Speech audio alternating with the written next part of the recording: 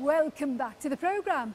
I'm Nima Abuwarte. Now, UK-born Amal Loring used to be known as Debbie Beckham until 2007, which is when she converted to Islam. She's now the second wife to an Emirati and works as a consultant to companies wanting to do business here. But does her cultural advice make good business sense? Well, I went along to meet her to find out.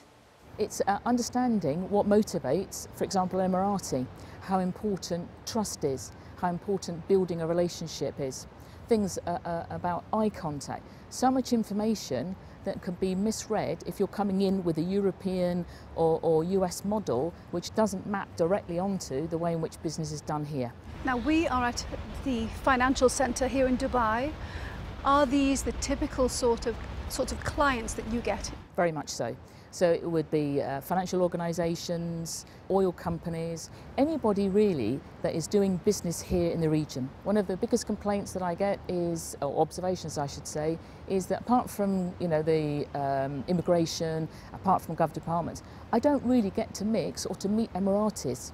So I have a number of consultants that I work with who are pure Emiratis, who sit down, join us in those forums, and they can ask those questions which might in other cultures be seen as politically incorrect. So let's take a walk and you can tell me all about the mistakes that people make that perhaps make you cringe but keep you in business.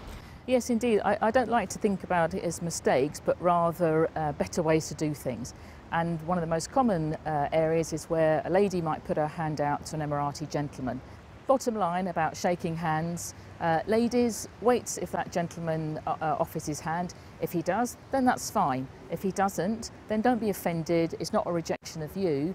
And religiously, that man is showing respect to that woman by not shaking her hands. The thing is, in other countries, you would say you need to be employed on merit. Emiratis will only go into certain positions, most of them. Is that fair to say? Correct, yes. So it's as if, you've got to perhaps overlook certain things because you have to have that person. Maybe 5 or 6 years ago that may have been the case where you would have your token Emirati, but now people are seeing, in order for my organisation to thrive in this environment, I need to embrace these the people because they're an asset to my organisation as opposed to somebody I have to employ because the government says.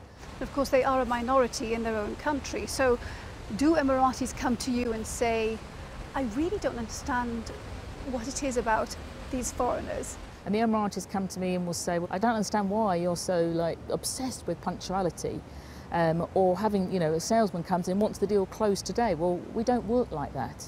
And what's this big thing about when we say inshallah? People's faces drop because a lot of expats think, well, inshallah means that's not going to happen. But it really is. Everything happens because of God. So yes, inshallah I'll be at that meeting at 10 o'clock, but if I'm not, it's not because I didn't want to be, it's because something else happened. God had a different plan for me. There are people, Emiratis specifically, who do show up consistently late. And the reason I'm honing in on this is because it is a problem. What do you do as a business owner or as a boss? How do you then deal with that? If I get my job done in a prescribed period of time, is it that important that I come in at 9:15? But surely, if you're going to be the same as everybody else and measured by the same yardstick, then yes, it is important. As I say, that's again the European model is, if we have a business, if we say we have a business meeting at 9 o'clock, if you're 5 minutes late, people give you the look. It's like, well, you're late. And it is, this region has come from sand and dust and tracks only 60 years ago.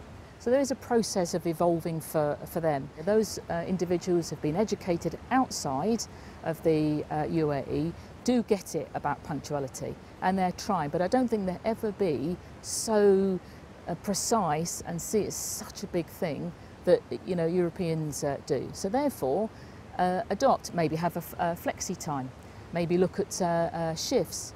Maybe say to that Emirati, well, you came in at 9 o'clock instead of 8 o'clock, work till 4 instead of 3, for example. But it's flexibility.